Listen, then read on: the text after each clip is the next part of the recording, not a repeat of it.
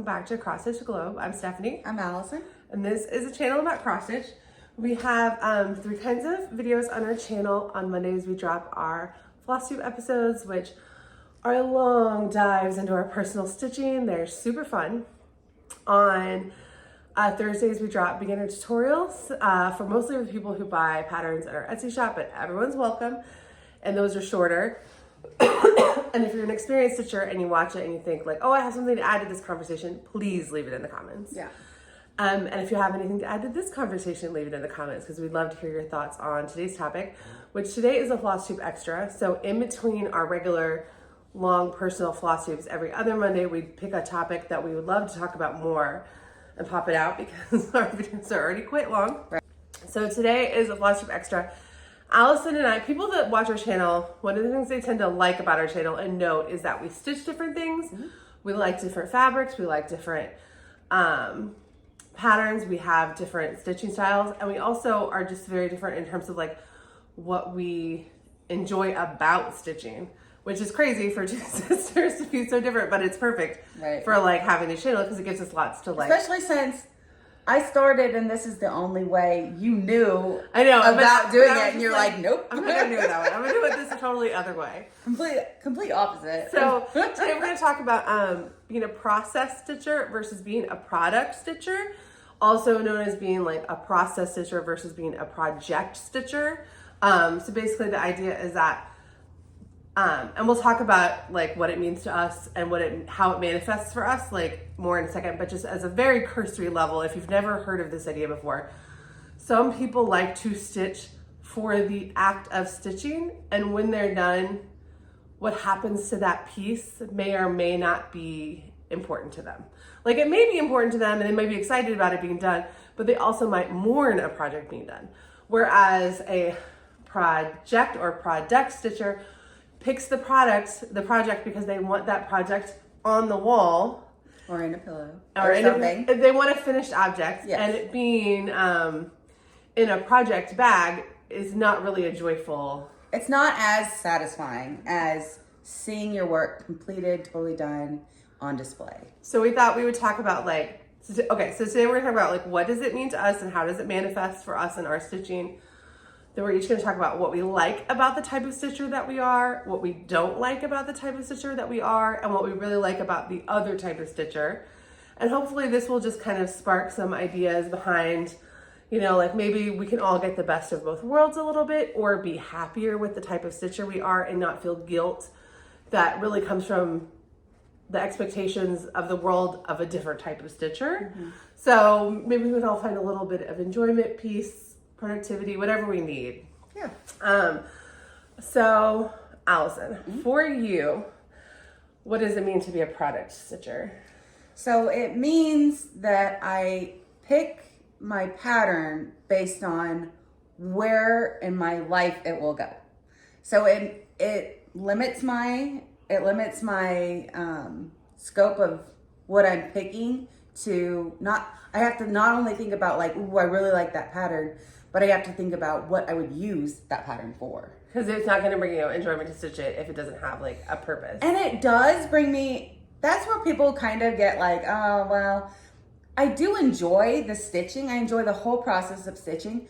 But for me, if I don't have the purpose behind the stitching, then it's not as fulfilling. Okay. Yeah. And for you, how does being a product stitcher manifest in your life? So when people talk about having like a secret box full of projects that are unfinished, that always like confuses me a little bit because, and I'm not gonna lie, I have a backlog of things. But mostly just because you've been stitching more than you were before, because not because you changed your style. Up until Flosstube, thank you very much, enablers. I would work on a project, start to finish, just the one, and then have it framed immediately. And then I was done until I found another project that worked for me and my home. Okay. And so for me, being a process stitcher, when I pick a pattern, it's because I love what that pattern looks like and I really want to live in that pattern. like for all of the hours that I do the project, I want to like think about that picture or like that time period or that design era, and where it fits into my home is secondary, because honestly, some of these projects are going to take so long that who knows what home I'll even be living in by the time they're done. Like, so for example, and what really got me thinking about this topic even more was like, we filmed our Mira May plans and Whip Parade, and like, we're doing the same general concept for the month, but our execution of it is so different because our execution of it is based on you wanting a Mirabilia on your wall by December. Yeah. And me wanting to live in 9 Mirabilias instead of living in the 6 Mirabilias I'm currently living in. And those are just so different, but it's the same, We're idea, both participating right? in the same project. And I might even stitch the one you're going to stitch when you're done with it, but that might take me 10 years, and I might decide to do that one faster, but yeah. So that's what got me thinking about it. So just thinking like, okay, my current whips, like I have 6 Mirabilia whips, and I'm going to start 3 more. By the time this video comes out, I'll have started some of them, right? Because this video is going to come out in a few weeks. What would I do with 9 frame Mirabilias in my home? Would I even get, not permission, but would it even be like something my husband would feel like comfortable with having, like, especially like in the tiny place that we live now? Like maybe one day if we like had a home that was like larger, then you could spread them out a little bit more. But like, if other than like a craft room, could I have 9? I mean, like, could I have 9? Like, probably not. So starting them doesn't have anything to do with like obviously I'm like, okay, well, I would like some of these up eventually, but I'm also thinking like in the middle of gallery walls that are like mixed with a lot of different things, because like I'm gonna have to hide some of these in like a larger camouflaged life. Yeah. But that doesn't make me not want to stitch them at all. It doesn't, and it also doesn't make me want to like give them away, like, because I'm not thinking about the end product of them. I am only thinking about how much I love living in this one tonight and this one tomorrow, and the fabric and the project bag and how beautiful the flosses are, and it's just literally sitting down to stitch it. And what's going to happen to it then?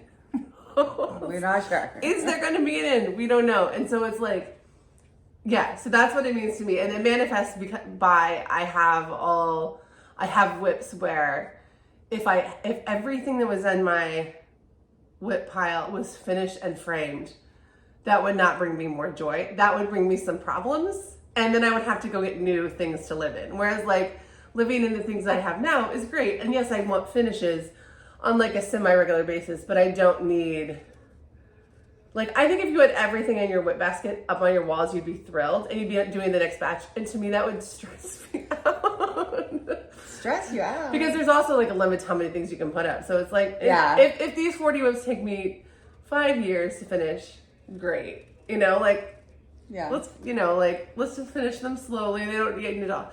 I can't imagine if I came home with like all of them framed, my husband would just be like, what are we gonna do? Now, Jared also is like, he doesn't like a whole bunch of, we're kind of minimalist in our aesthetic. And so I do have to very carefully curate what goes on the walls. And also, you have to care more about what your husband thinks than I do, because I don't know if the thing is ever going to make it to the wall. And by the time he makes it to the wall, he'll see me work on it for 5 years and might like be like, oh, well, you slaved away at it for 5 years. I have to let you put it on the wall. Right. Whereas like if I just showed up with like 10 framed Mirabilias, like he'd be like, no, what are you doing? They have to come in slowly. Yeah. So that's how it manifests for me, is that I don't have to care about the projects I pick as much. Yeah. Or I don't care about the projects I pick as much from a like, will the people I live with enjoy them? And it's more like, do I enjoy living in them? And it might be that like some of them get finished and then I'm like, oh, I don't have a place for this. So then it might become a gift, but none of them, I haven't given away anything that I've started not as a gift. Mm-hmm. So, okay. So 3 things that you really like about being a product or project stitcher? I have more finishes this way, and I feel the feeling you get when you finish one, it's like an accomplishment. Like it's a win for me, it's a rush that I did that. Like I spent God knows how many hours, and I'm ruining my wrist. And it's all cool because it's done, and people will see it, and know, like, I did this, like, really cool thing. So that's one. I like the feeling of accomplishment. Two, and I did make some notes. We'll see if they're helpful at all. I get to do feeling of accomplishment. I like that I'm so picky about what I stitch, because if I weren't, I would have a million whips, because I want to stitch everything. Samplers are beautiful, and fancy ladies are beautiful, and just random sarcastic cross stitch, is so fun.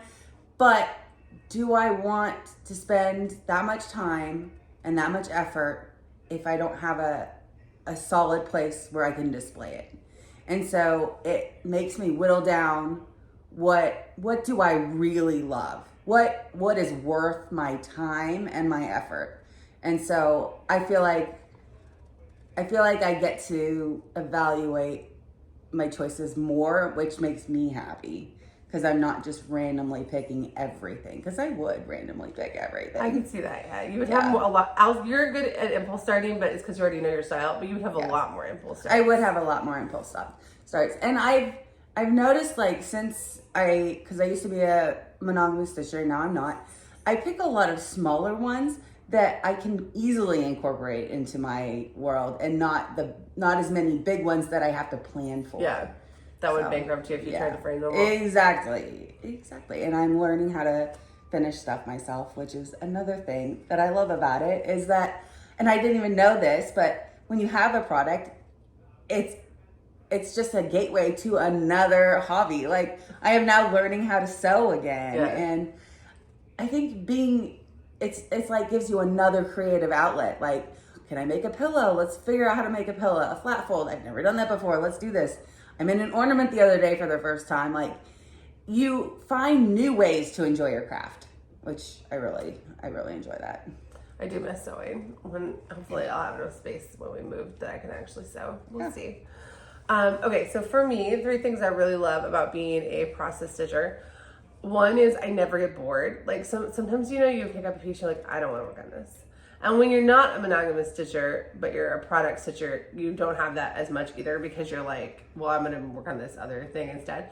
But when you really just are about the process, it's like, I might pick up something 1 or 2 days a month, but every month, and get so excited. It's like a special occasion that I'm with this whip, and I pick it up. Or like, I might have a thing that I'm like really avoiding doing on a project, and I'm really glad I don't have to pick it up for a while. But then when I do pick it up, it's because I'm like, okay, it's like, tonight's the night. I'm going to spend the first 2 hours just frogging, because like I've been thinking about it, and now I'm ready to tackle it. And like, but if I don't want to tackle it, I have all of these other things I can do instead, where I'm like making forward progress on lots of different things, but I never get bored. Like, even if I'm like 100 stitches in and I start to get bored, I will just go switch projects, because it's like, except for the models that I stitch to sell in our Etsy shop, other than that, none of them really have deadlines unless it's a sale. And in that case, it's like, some of the sales have deadlines, some of them don't. But the ones that do, it's like, okay, well, I really then need to make sure that I know how many stitches I'm going to stitch every night, so that I don't get bored on it. Because if I leave it where I like have to do it a few days in a row extra, then I'll get bored and I'll be annoyed. So the nice thing is, like, I literally never get bored. And when I am facing situations where I might get bored, I can kind of plan like how to make sure that doesn't happen. Yeah. 2, I get to live in like lots of really beautiful things that may not be practical for my life, but like are super fun to think about for 100 hours or 500 hours, or, however long. It's like, well, if I was going to pick out that picture in an art gallery, I would not buy it, because it would not meet all the criteria I would need to like bring it home to my family. It, may not be practical. It may not make sense with our current decor. Like, it may not be something I could, like, my husband might be like, what is this Victorian woman? Yeah. Like, not like, it's like, because when you have a partner and you live in a shared space, your space tends to become like a reflection of the parts of your personality that are a Venn diagram, like in the middle. Yeah. And when you're a process stitcher,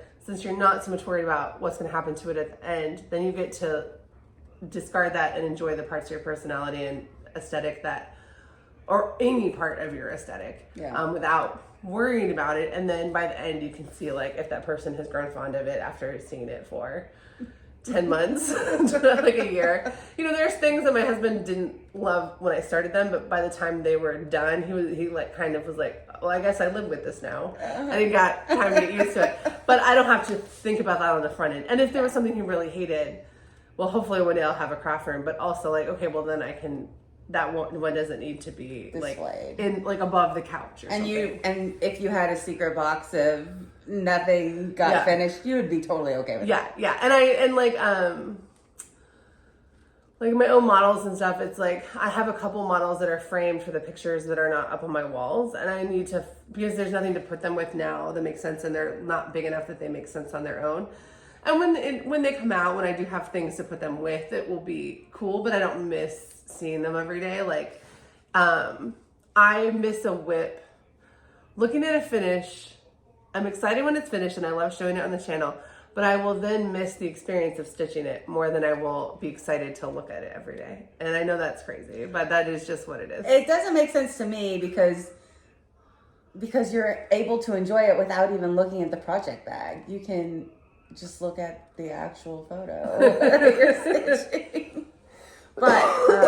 But it's pretty common to be well, a and like process so stitcher. like I haven't done a lot of samplers, but the one sampler that I have up on the wall, like if I had shown it to my husband before I just started stitching it because I wanted to stitch it, he would never have enjoyed it. But now he likes that it has the personalization of all of our names and stuff. He was able to like dip his toe in. But if he hated it, I still got the experience of stitching it, and I will be submitting it to the state fair. So like, nice. I guess I'm only a product stitcher when it comes to selling patterns or entries at the state fair, because I do want to enter more categories this year than last year.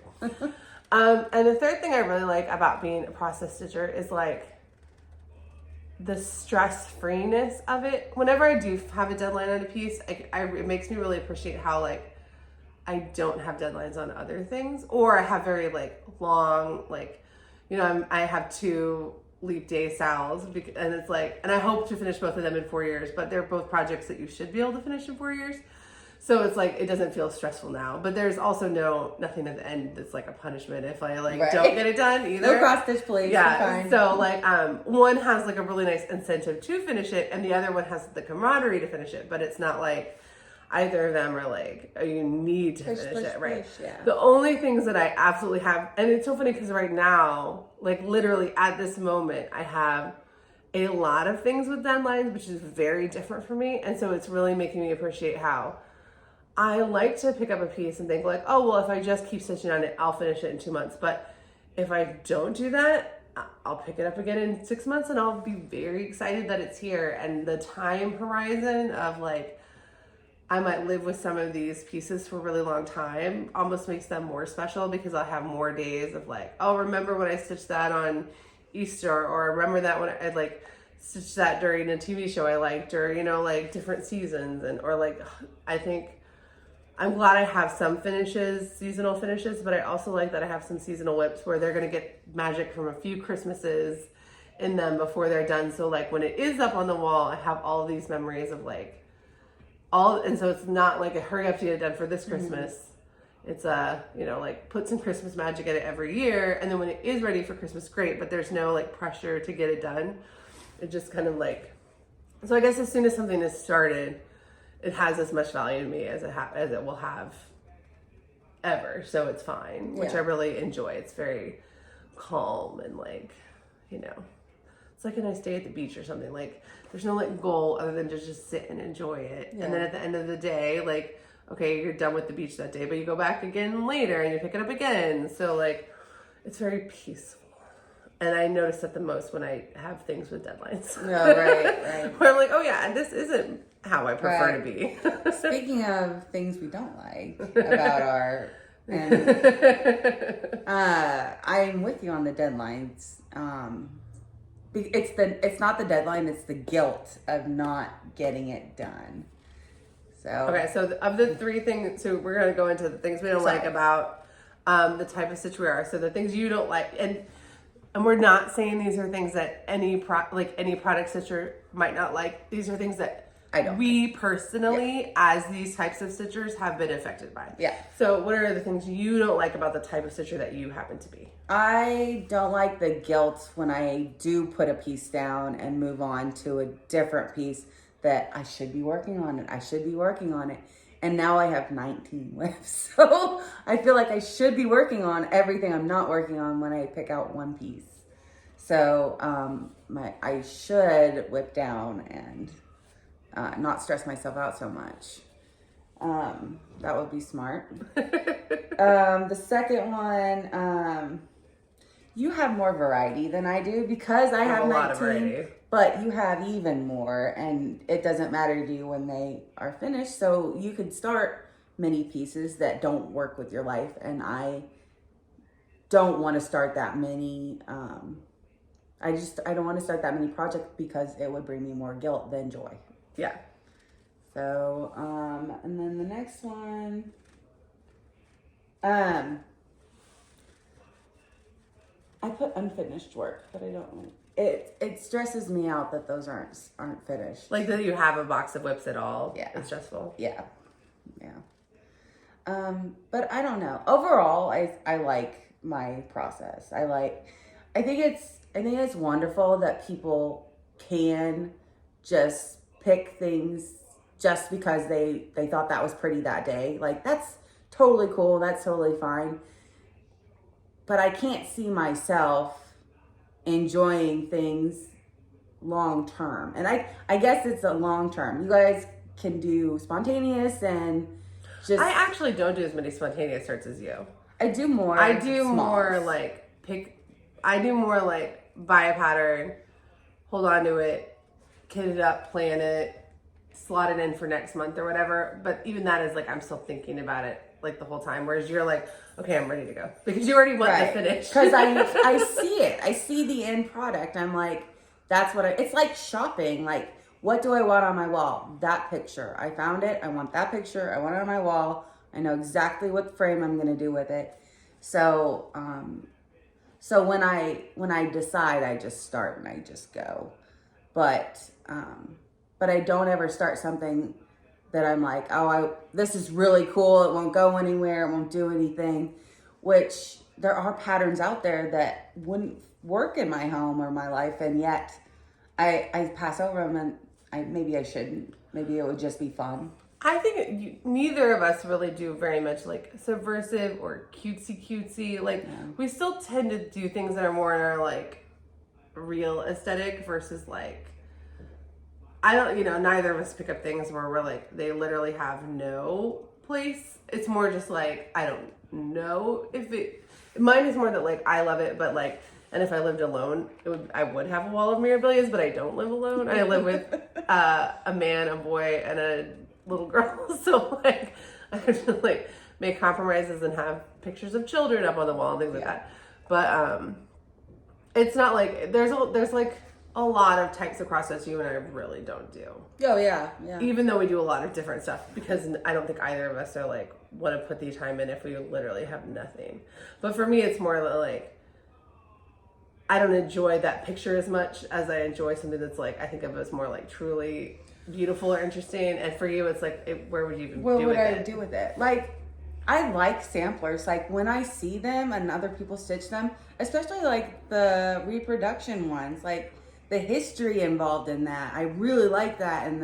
And that, if I'm stitching it, I'm back in the world and I'm learning how to do this and it's so different. That sounds fun.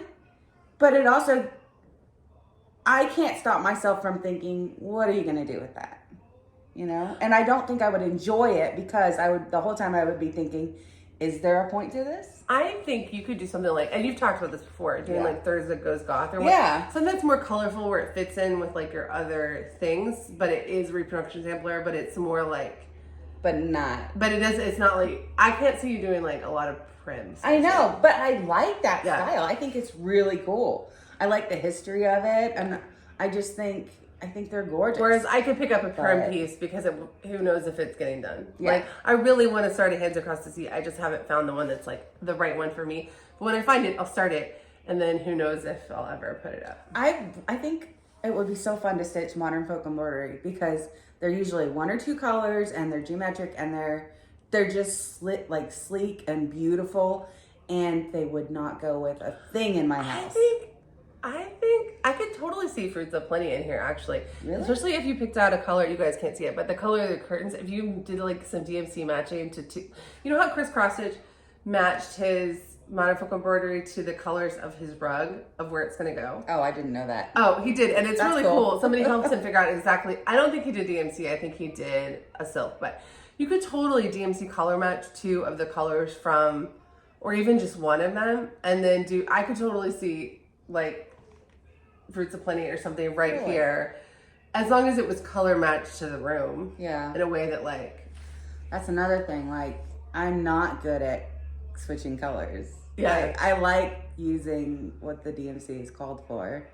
It upsets me when I You could branch out. You could just go with the curtain is the called for. Because Right. we're trying to find something that would go like. with the house. On the wall, yeah. Yeah. But, well, this is interesting because I think maybe like there are some ways that you just need to think of a little bit more on the like, what would the project be? And then it will fit into your life pretty easily. Now, will that get you to 30 whips?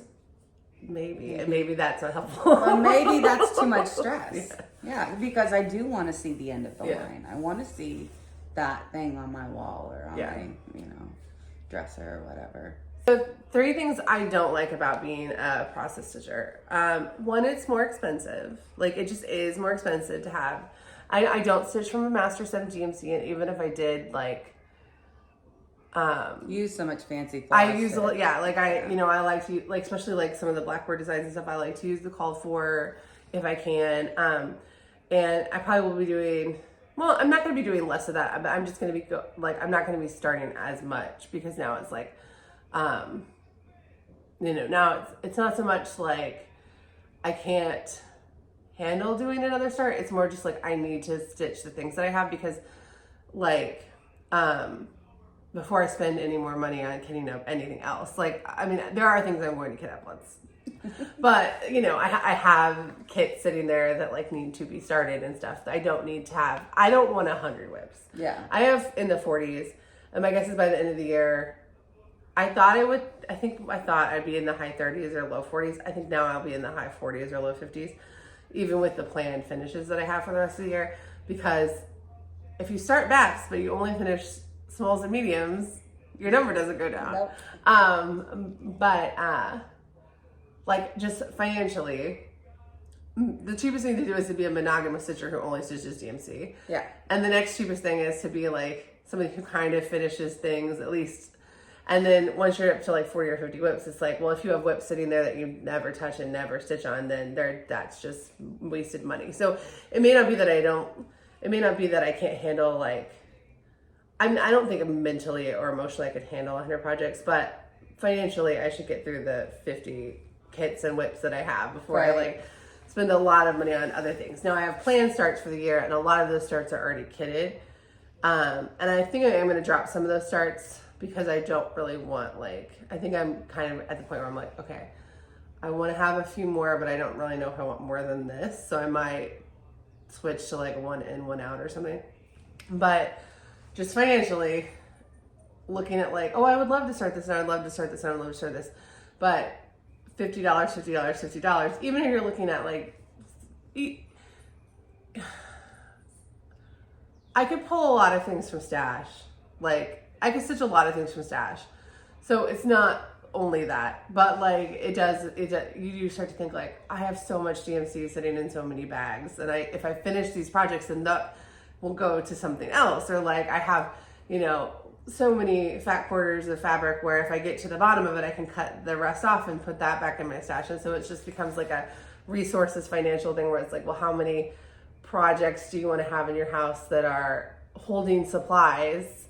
So if you wanted to start something else, you couldn't use those until projects get at least to a certain point. You're like, I can't take I'm not usually a color completer, though I think I'm becoming more of a color completer, and that I could, so there are some things I could take out of boxes and off of floss rings and things, but really it's mostly just like I have 50 projects, and some of those projects have 40 or 50 floss, and DMC, we live in a very DMC cheap area, but even then you're talking about 50 cents, 45 to 55 cents sitting in a bag times 50, plus maybe some of that fabric could be used for something else. And it just, and I also like to have like a hoop and scissors and stuff in each bag, so it's like, and each bag is unique, and yeah, and like that's also part of the fun. Yeah, so like I'm really at the point where it's like, well, I'm not buying more project bags. I never say no to gifted project bags, so I'm sure I will. I'm not saying like I have every project bag I'll ever own, but and I'm gonna enter every project bag competition. Yeah. But I'm kind of at a point where like I really can't be like, my project bags fill the space. So Yeah. okay, so money, and then also like space, like so just in general resources. When you have a lot of whips, you have a lot of resources, and I don't want to spend more money on more resources, and the things that I have fill the space allotted to them. And maybe when we move, I might get like a little bit more, but do I really want a lot more space than that? Yeah. No. I mean, I would love like a wall to like show off my fancy floss and stuff, but I don't really want more than 2 shelves of whips. Like, so just like, it is expanded to fill the budget and the space. And if I don't put artificial limits on like what I'm comfortable with, it would just keep going. And you see some floss tubers, and I'm not judging them, because you should carry the number of whips that you want to carry. But I could see myself being a person with 100 or 200 whips if I'm not careful. And for me, that would be too many. So that's the first thing I don't like about it, is just that if you don't have like a natural stopping point, it will just keep expanding. And so you still have to give yourself a limit. Even if my limit is 40 or 50 and your limit is 20, I still have to give myself a limit. Otherwise I will just keep going. Yeah.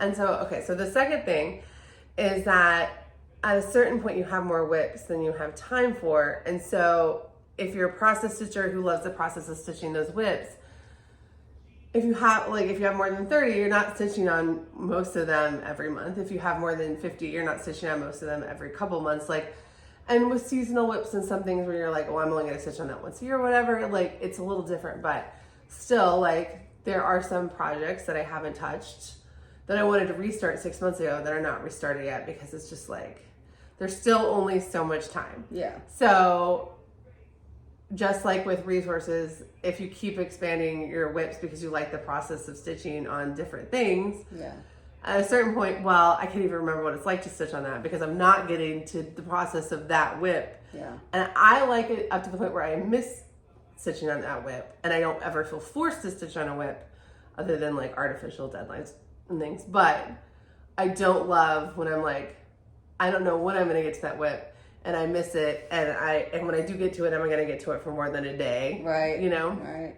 So I think next year I'm gonna switch to like more of like a wheel system, where it's like, maybe I shouldn't be in charge of which whip I stitch on when, but have it be for like only a few days, you know, like maybe I stitch on like a pick things for 3 days or whatever. So they get progress, but every whip is getting not more attention, but like, it's more like, oh, well, what's going to come up today? Because I love all my whips. Because during our whip parade and during the next whip parade, it's like, well, if anything is something I don't really like, I'm just going to UFO it. So everything in my whip pile should be something I actually really want to stitch. Right. So that's the second thing. And the third thing is, I kind of have to watch myself and force myself to get finishes.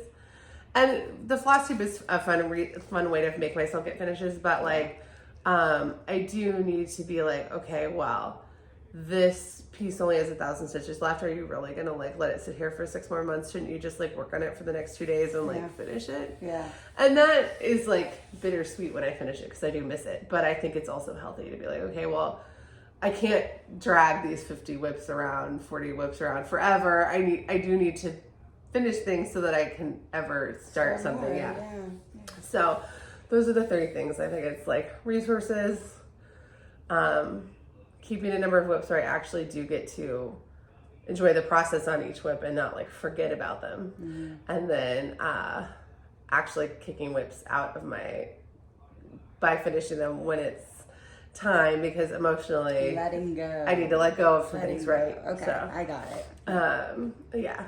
So now, do I miss Yellow Submarine as a whip? I do. I do. Really? I miss. So Even though you started another yes, Blackbird, yes. you're still missing. Okay. Well, yeah, because I already had started one, and I'm going to start another Beatles one on June 11th. But I miss Yellow Submarine. Okay. I just do. Interesting. All right, so now we're going to talk about what do you like about the other style. So what are 3 things you like about that you see process stitchers get to do that maybe you could bring some balance into your life by doing? I don't think I live in the piece like you guys live in the piece. I don't know if anybody else talks about it like that either. That might just be me. Is that just you? I talk about it like that. That sounds cool. I think that is something other people do. I haven't heard anybody else talk about it. Yeah. To me, it's kind of like, because I have a writing degree. I'm a writer, a travel writer, and I also, before I had children, got to travel all the time and been to a lot of places. And so for me, it's like getting to go on like a 3-day weekend somewhere, and then I go 3-day weekend to somewhere else, you know, like little mini trips into the picture. But I don't know if other people conceptualize it like that. Well, I guess what I was thinking is when I'm working on something, I'm so focused on how many stitches and how far have I gotten in this session that I'm not really enjoying, like, oh my God, look, it's a leaf popped out. Like I'm not as focused on the picture as I am on the product, like how much progress I'm having. So I kind of like that. And let's see.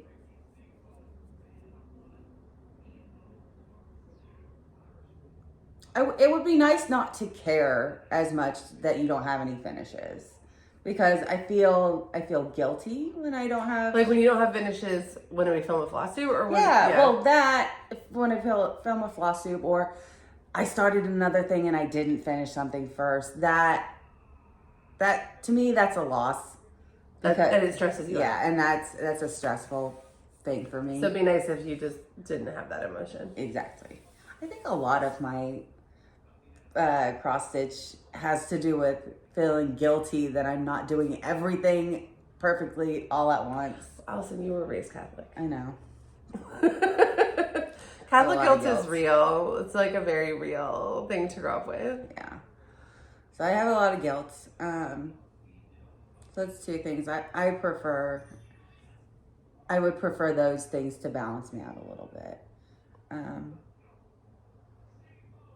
And again, like just the complete range, it would open up a range of different patterns for me if I didn't have to have a predestined plan for what it is. But then I'd have more starts than I can handle. So I don't know. I mean, I think it's okay to be like, and for me too, it's like I like these traits in the other style, and I want to incorporate some of them, but some of them are not gonna that I like. I can't. It won't work for me. It's not in my personality to handle that. Yeah. But I like. I like that thought, and I am happy that you enjoy it like that, because I get to watch that. And that's nice. And that is fun too. Like I get to see all your finishes. Yeah. And be like, and I get to see that you have a million lips, and it's really cool. And every time she brings a new bag over, I'm like, oh my God, what's in it? So I get to enjoy your process, and you get to enjoy my process. And that is what's nice too about like having somebody that's a totally different style in every way possible, but still somebody I talk to every day, almost every day, about stitching. Yeah. And then we have like 2-hour chats about stitching that other people watch. Yeah. Which is that's interesting.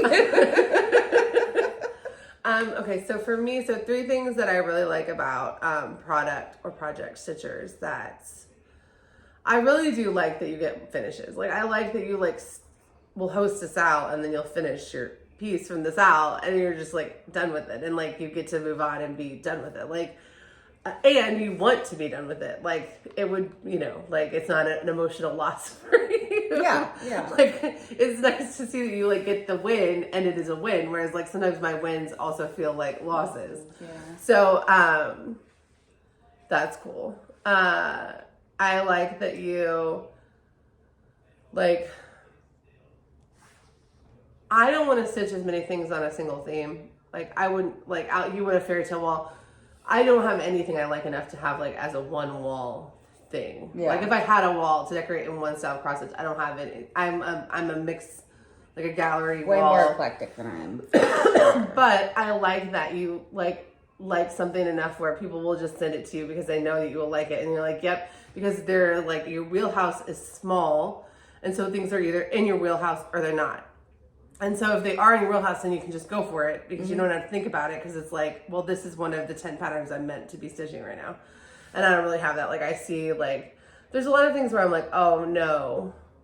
But then also like sometimes like aesthetic wise, I can see something, but no, I wouldn't actually enjoy the process of it because it's like 25 million pieces of confetti, or like, you know, I like some full coverage, but I stitch so much of my own full coverage that I wouldn't enjoy the process of stitching additional full coverage on top of my own, right? Like because because you're already getting that fulfillment, right? So if it's a picture I really wanted, I still wouldn't want to add another full coverage whip because I always have full coverage whips going or whatever. So just the like, you know, you kind of don't care if you're gonna like the actual stitching because you want the piece up. So that's nice. You don't have to think about like, look at it really hard and be like, does that have enough like color blocks that I will have fun, but not so many that I'll get bored? Or is like that border really annoying? Like, am I gonna hate that border? Does it have 10 different colors? Like, so I have to look at a piece differently than you look at it. I have to like it aesthetically, but also I have to be like, am I actually gonna wanna stitch these things or these materials? Like you'll just be like,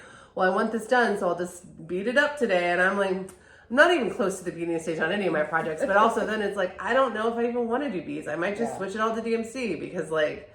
No, you're scared of the beading, but it's not as bad as you think. But if I get to the point of beading and I hate the beading, I will switch it to a process I like because I don't want to spend 3 days doing, or 20 days doing something I hate. Which is that I would just do it. Because you want it to look like that picture, and I want to have an enjoyable stitch. So to me, like switching to like a mini mirror and just swapping to like DMC and like cutting the Kreinik out or whatever, that's still fun because it makes the process of stitching it more fun, and the end product will be something I like just as much. So that's 2. And then, and then for the third, like, not only do you get finishes, but we'll be like in a group chat and you'll be like, oh, I'm at 85%. I'll be like, I'm at 12%. And it's just like, I'm very competitive in real life, but I'm trying not to be very competitive in cross stitch, even with like things that it'd be easy to get competitive about. I'm trying to not be, because needs to be like a safe space. But I do envy your ability to be like, not just to get the finish, but also to make so much progress in between. Like, I won't see you for 2 weeks, and then the next time, like, we'll film a Flosstube, and then the next time I see that piece, you'll be like 25% further, and I'll be like, I stitched 150 stitches in this, and it's like, I'm stitching on 200 stitches in 14 things, and you're stitching on like 4 things or 5 things. And so of course, even if we stitch the same amount, yours is going to be like more per, but like the competitive person in me then is still like, I want it all. Like, I want to have the progress just for the sake of having the progress, but I don't want the whip to end either. And so it's like, it's not so much that I like want to zip faster through them, because I actively don't want to whip faster through them, but it still would be fun to show up to every Flosstube and be like, here, look how much I made, like progress I made on this whip, even though I don't like, I kind of want them to slow down. You know, it's kind of like with children, like, every time my kids learn like a new skill, I'm sad that I'll never have to do that other thing for them, but also very happy that I don't have to do it anymore. You know, so it's like, and it's good because it's forcing me to stay like, no, like this is not a competitive sport. This is a hobby, and we're doing it the way that we want to do it. And if I see on Instagram that someone finished a pattern that I'm working on and they started it after me and they finished it before I do, I could have finished it if I had chosen to make that my priority, but that's not like, so I have to actively chill myself out about it, which is really good. But also it's like, it would be nice to have like the like momentary, like, oh, I got so far, you know, but so, and you'll have that once all of them get to that a certain level. They'll speed up. 3 years, things will just start rolling off the assembly line. Come out. Yeah, it'll be great. And because I also am doing models of my own patterns and stuff, I have like, you do get finishes because I have to, but it's not the same thing as like you picked out a pattern and then you finished it. Yeah. But I picked out 50 patterns, so I have to finish them at some point. Yeah. All right, so if you made it to this point in the video, we'd love to hear if you're a process stitcher or if you're a product or project stitcher, what you like about it, anything that you thought was interesting about this discussion, if there's stuff you don't like about it. And if you made it to this point in the video, please. Okay, if you made it in this point in the video, leave a check mark, and that will be our secret language that you made it this far, and also that you eventually are going to finish things, whether you finish them right away or in 3 to 5 years. 3 to 5 years, yeah. If you're not subscribed, we would love for you to subscribe and stick around. Next Monday, you'll have a full Flosstube episode, and then on Thursdays, again, those beginner tutorials. And thank you so much for watching. Bye, guys. Bye.